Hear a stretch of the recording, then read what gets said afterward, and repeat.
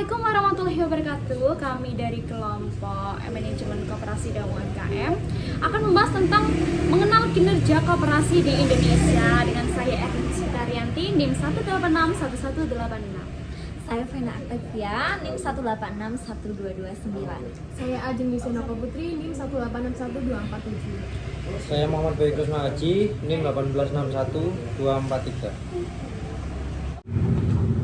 Oh iya, kita kan ada tugas kelompok nih, matkul manajemen pemasaran dan UMKM. Oh iya, Bu Kusnul kan, itu tugasnya tuh bikin makal sama video.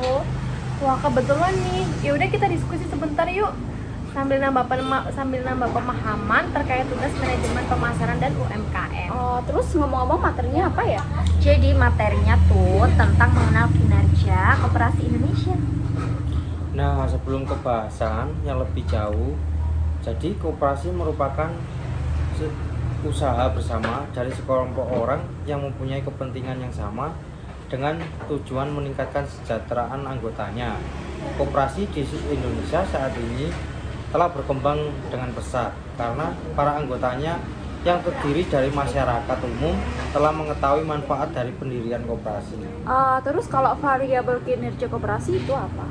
Nah, kalau variabel kinerja secara umum bertujuan untuk mengukur dan melihat perkembangan atau pertumbuhan koperasi di Indonesia. Terdiri dari kelembagaan, keanggotaan, volume usaha, permodalan, aset, dan sisa hasil usaha. Variabel-variabel tersebut pada dasarnya belumlah dapat mencerminkan secara tepat untuk dipakai melihat peranan atau pangsa koperasi terhadap pembangunan ekonomi nasional. Nah, kemudian faktor yang mempengaruhi kinerja tidak terjadi dengan sendirinya. Dengan kata lain, terdapat beberapa faktor yang mempengaruhi kinerja. Adapun faktor-faktor itu, yang pertama ada faktor individu, yang kedua ada kepemimpinan, yang ketiga ada faktor kelompok, yang kelima ada faktor situasi. Oh, nah,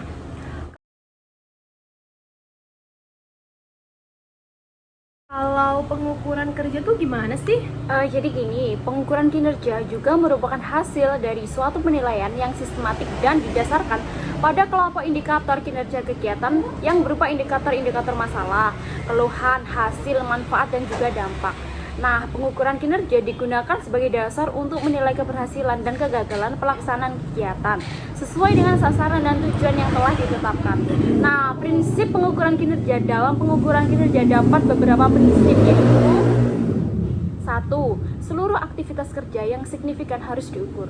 Yang kedua, pekerjaan yang tidak diukur atau dinilai tidak dapat dikelola karena darinya tidak ada informasi yang bersifat objektif untuk menentukan nilainya. Oh, oke, paham. Tapi untuk kelembagaan itu maksudnya gimana sih?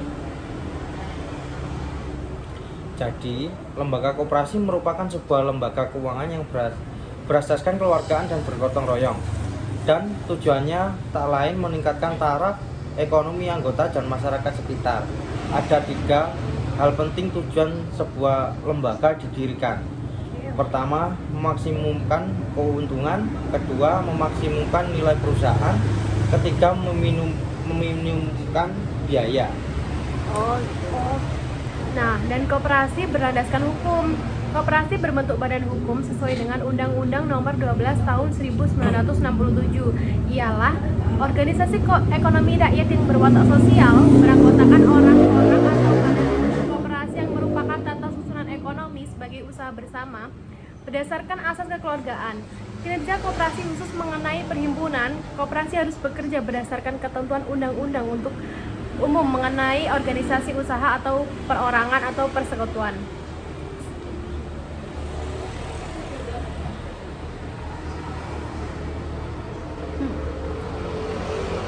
Kata yang mbak itu mbak, kok disambung?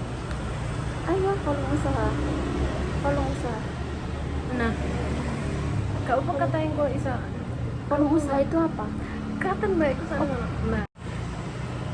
Nah, tapi kalau volume usaha koperasi itu apa sih ya? Jadi gini, volume usaha adalah total nilai penjualan atau penerimaan dari barang dan jasa pada suatu periode atau dalam buku tahun yang bersangkutan.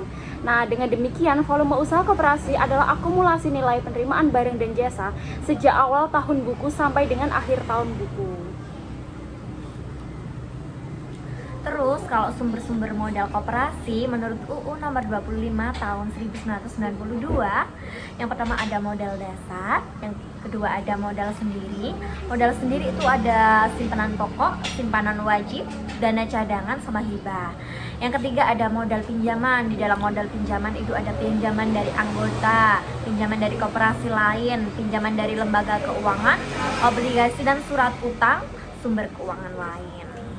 Nah, kalau untuk aset koperasi itu gimana sih?